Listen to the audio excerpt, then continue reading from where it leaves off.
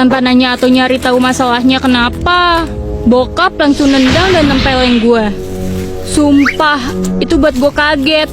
Kalau diinget-inget tuh rasanya sakit banget.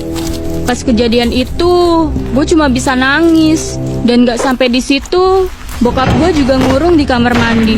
Dan parahnya lagi, lampunya dimatiin. Gue di situ cuma bisa nangis dan manggil nyokap gue. Mama, mama, mama. Setelah gue dikurung, gue dikeluarin. Di situ, gue lupa kelanjutannya.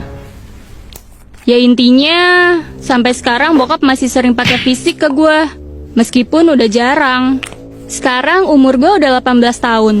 Hubungan gue sama bokap gak pernah deket, karena emang gue yang jaga jarak. Cia, kayak tulisan di belakang truk aja. Setelah sekian hal yang terjadi dan kekerasan yang gue alami, gue bisa narik kesimpulan.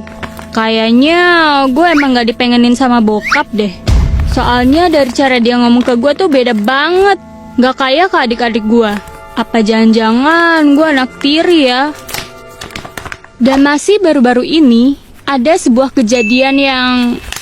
ya gitulah. Jadi, tiap malam kebiasaan di rumah gue tuh, kita disuruh masukin motor ke garasi. Terus ya habis itu dikunci stang lah. Seperti biasa, gue pasti nutup lubang kunci motor.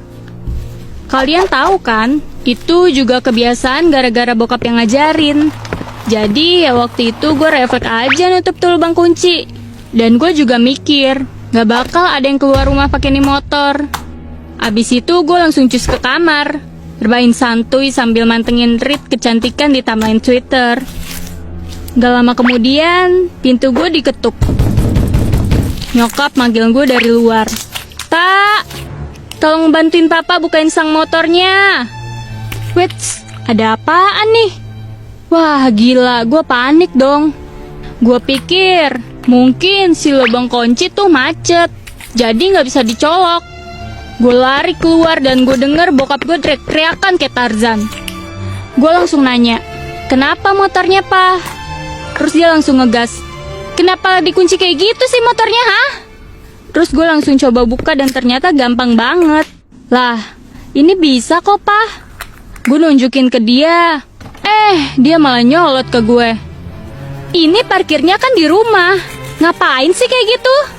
Terus gue jawab, loh, kan biasanya dikuncinya kayak gitu juga, Pa.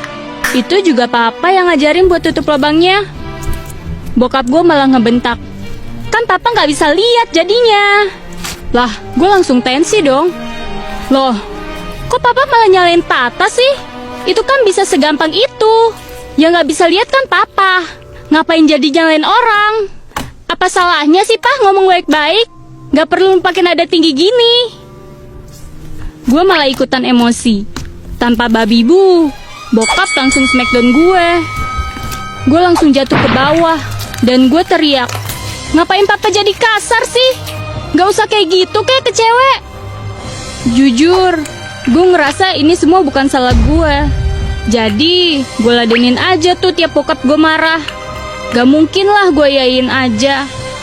Gue bilang lagi tuh ke bokap, gak usah nyalain orang. Orang papa sendiri yang gak lihat. Tata juga gak bakalan tahu kalau papa mau keluar. Tanpa dosa, dia langsung nendang gue. Sumpah, itu untung ada nyokap. Kalau gak ada nyokap, mungkin gue udah mati dikeroyok anjing. Suasana jadi kacau banget. Gue dipisahin tuh sama nyokap. Dan nyokap minta gue ke kamar biar gak makin panjang nih urusan.